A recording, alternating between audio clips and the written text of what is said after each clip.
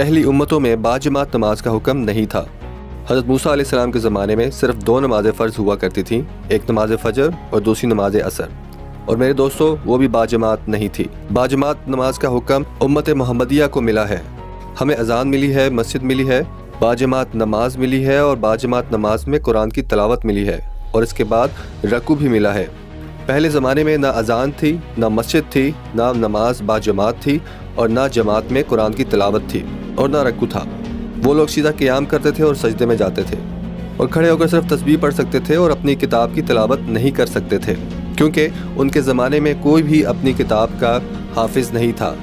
ناظرین کرام، یہ شرف بھی صرف امت محمدیہ کو بخشا گیا ہے۔ عبادات میں نماز سب سے اہم چیز ہے، اور اس میں مسجد کا اہتمام اور پھر جماعت کا اہتمام۔ اس بات کا اندازہ قرآن مجید کی اس آیت سے لگایا جا سکتا ہے۔ سورۃ البقرہ میں ارشاد باری تعالیٰ ہے، اور نماز پڑھا کرو اور زکوٰۃ دیا کرو، اور اللہ کے آگے جھکنے والوں کے ساتھ جھکا کرو۔ لیکن آج کی اس ویڈیو میں ہم آپ کو مستند احادیث کے ساتھ بتائیں گے کہ کن عناصر کی بنیاد پر باجماعت نماز چھوڑی جا سکتی ہے۔ لیکن اس مسئلے کو جاننے سے پہلے آپ سے گزارش ہے کہ اس چینل کو سبسکرائب کر لیں اور بیل کا بٹن دبا دیں، تاکہ اس طرح کی مزید ویڈیوز حاصل کرنے کے لیے آپ نوٹیفیکیشن حاصل کر سکیں۔ تمام سوالوں کے جوابات جاننے کے لیے ان احادیث کو اینڈ تک ضرور سنیے گا۔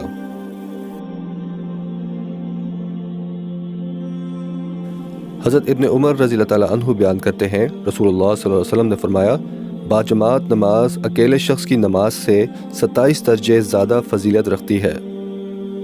حضرت ابو ہریرہ رضی اللہ تعالیٰ عنہ بیان کرتے ہیں، رسول اللہ صلی اللہ علیہ وسلم نے فرمایا، اس ذات کی قسم جس کے ہاتھ میں میری جان ہے، میں نے ارادہ کر لیا تھا کہ لکڑیاں اکٹھی کرنے کا حکم دوں، وہ اکٹھی ہو جائیں تو پھر میں نماز کے متعلق حکم دوں، اس کے لیے اذان دی جائے، پھر میں کسی آدمی کو حکم دوں کہ وہ لوگوں کو نماز پڑھائے، پھر میں ان لوگوں کے پیچھے جاؤں، اور ایک روایت میں ہے جو جماعت کے ساتھ نماز پڑھنے نہیں آتے تو میں ان کے گھروں سمیت انہیں جلا دوں۔ اس ذات کی قسم جس کے ہاتھ میں میری جان ہے، اگر ان میں سے کسی کو پتہ چل جائے کہ وہ مسجد میں گوشت والی ہڈی یا 2 بہترین پائے گا تو وہ نماز عشاء میں ضرور حاضر ہو۔ حضرت ابو ہریرہ رضی اللہ تعالیٰ عنہ بیان کرتے ہیں، ایک نابینا شخص نبی صلی اللہ علیہ وسلم کی خدمت میں حاضر ہوا تو اس نے عرض کیا، اللہ کے رسول، مجھے مسجد تک پہنچانے کے لیے میرے پاس کوئی آدمی نہیں۔ اس شخص نے رسول اللہ صلی اللہ علیہ وسلم سے درخواست کی کہ آپ اسے رخصت عنایت فرما دیں کہ وہ گھر میں نماز پڑھ لیا کرے۔ آپ صلی اللہ علیہ وسلم نے اسے رخصت عنایت فرما دی۔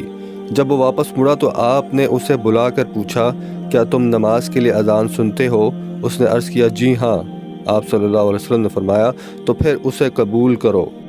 حضرت ابن عمر رضی اللہ تعالیٰ عنہ سے روایت ہے کہ انہوں نے ایک رات جب سردی تھی اور ٹھنڈی ہوا چل رہی تھی، اذان کہی، پھر فرمایا، سن لو، اپنے گھروں میں نماز پڑھو۔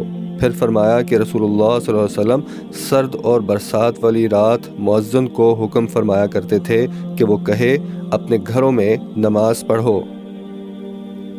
حضرت ابن عمر رضی اللہ تعالیٰ عنہ بیان کرتے ہیں، رسول اللہ صلی اللہ علیہ وسلم نے فرمایا، جب شام کا کھانا لگا دیا جائے اور نماز کے لیے اقامت کہہ دی جائے تو پہلے شام کا کھانا کھا لو، اور کوئی شخص جلدی نہ کرے حتیٰ کہ اس سے فارغ ہو جائے۔